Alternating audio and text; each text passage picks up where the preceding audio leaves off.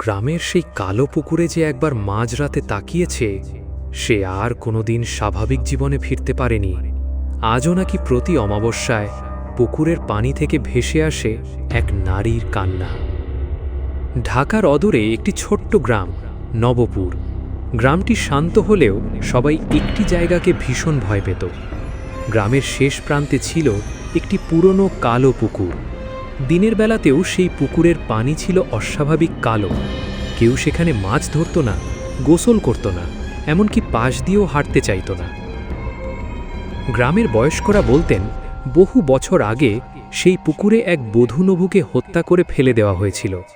মৃত্যুর আগে সে অভিশাপ দিয়েছিল, যারা আমার কান্না শুনেও সাহায্য করবে না, তাদের কাউকে আমি ছাড়ব না। কেউ গল্পটিকে বিশ্বাস করত, কেউ করত না। রাশেদ, শহর থেকে আসা এক সাহসী যুবক, এসব কুসংস্কার শুনে শুধু হাসত। একদিন সে তার বন্ধু সোহেল, রিফাত আর ইমরানকে নিয়ে ঠিক করল অমাবস্যার রাতে তারা সেই পুকুরে যাবে। গ্রামের লোকেরা অনেক নিষেধ করল। এক বৃদ্ধ কাঁপা গলায় বললেন, বাবারা, রাত 12টার পর যদি কোনো নারী তোমাদের নাম ধরে ডাকে, কখনোই পেছনে তাকাবে না। রাশেদ হেসে বলল, চাচা, এখন ভূতের যুগ শেষ। রাত 11টায় চারজন টর্চ, ক্যামেরা আর মোবাইল নিয়ে রওনা হল। পুকুরের পাশেই পৌঁছতেই যেন চারপাশের বাতাস বদলে গেল। একটাও ঝিঝি পোকার ডাক নেই, একটাও কুকুরের শব্দ নেই, শুধু নিস্তব্ধতা। ঠিক রাত 12টায় পুকুরের পানি হঠাৎ ঢেউ খেলল, কিন্তু বাতাস ছিল একদম স্থির। হঠাৎ রাশেদ, একটি নারী কণ্ঠ। রাশেদ চমকে উঠল। সে চারদিকে তাকালো, কেউ নেই। আবার সেই ডাক, রাশেদ, আমাকে বাঁচাও। ইমরান ফিসফিস করে বলল, চল, এখান থেকে চলে যাই। ঠিক তখনই পুকুরের মাঝখানে ধীরে ধীরে ভেসে উঠল সাদা কাপড় পরা একটি নারী। তার লম্বা চুল পুরো মুখ ঢেকে রেখেছে, 2 হাত অস্বাভাবিক লম্বা। সে ধীরে ধীরে পানির ওপর দিয়েই হাঁটতে শুরু করল।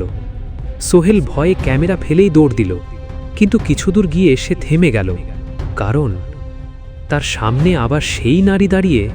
সে তো পেছনে ছিল। নারীটি মাথা কাঁধ করল, তারপর ধীরে ধীরে নিজের চুল সরালো।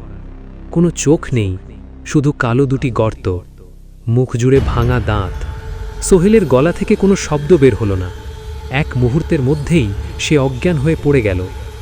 এদিকে রাশেদ আর ইমরান সোহেলকে খুঁজতে গিয়ে দেখল মাটিতে শুধু ক্যামেরা পড়ে আছে, মানুষ নেই। হঠাৎ চারদিক থেকে কান্নার শব্দ, শত শত নারীর কান্না। পুকুরের পানি ফুটতে শুরু করল। তারপর একে একে পানির নিচ থেকে বের হতে লাগল অজস্র হাত। সেগুলো ধীরে ধীরে রাশেদের পা ধরে টানতে লাগল। রাশেদ প্রাণপণে চিৎকার করল। ইমরান তাকে টেনে তুলতে গেল, কিন্তু তখনই পুকুরের ভেতর থেকে উঠে এলো সেই বধূনবু। তার সাদা শাড়ি রক্তে ভেজা, গলায় মোটা দড়ির দাগ। সে ধীরে ধীরে বলল, তোমরা আমার কান্না শুনেছ, এবার আমার সঙ্গে থাকবে। তারপর সে হাসতে শুরু করল। সেই হাসি মানুষের ছিল না, মনে হচ্ছিল শত শত মৃত মানুষের কণ্ঠ একসঙ্গে হাসছে। রিফাত ভয়ে কোরআনের আয়াত পড়তে শুরু করল। হঠাৎ বাতাস প্রচণ্ড জোরে বইতে লাগল, চারিদিকে কালো কুয়াশা। নারীটি ভয়ঙ্কর চিৎকার দিয়ে পেছনে সরে গেল। রাশেদ সুযোগ বুঝে উঠে দাঁড়ালো।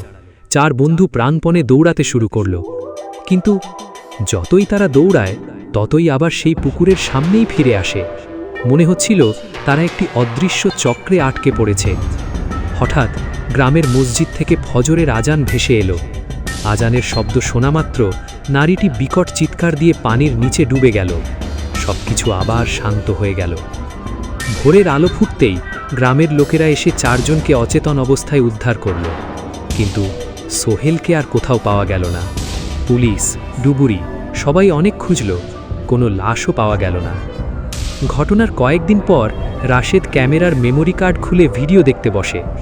ভিডিওর শেষ অংশে দেখা গেল 4 জন বন্ধু দাঁড়িয়ে আছে, কিন্তু তাদের পেছনে সাদা শাড়ি পরা সেই নারী। সে ধীরে ধীরে ক্যামেরার দিকে তাকিয়ে হাসছে। এরপর ভিডিও নিজে থেকেই বন্ধ হয়ে যায়। সেই রাত থেকেই রাশেদ প্রতি অমাবস্যায় একই স্বপ্ন দেখতে শুরু করে। স্বপ্নে সে শুনতে পায়, রাশেদ, এবার তোমার পালা। কয়েক মাস পরে রাশেদও রহস্যজনকভাবে নিখোঁজ হয়ে যায়।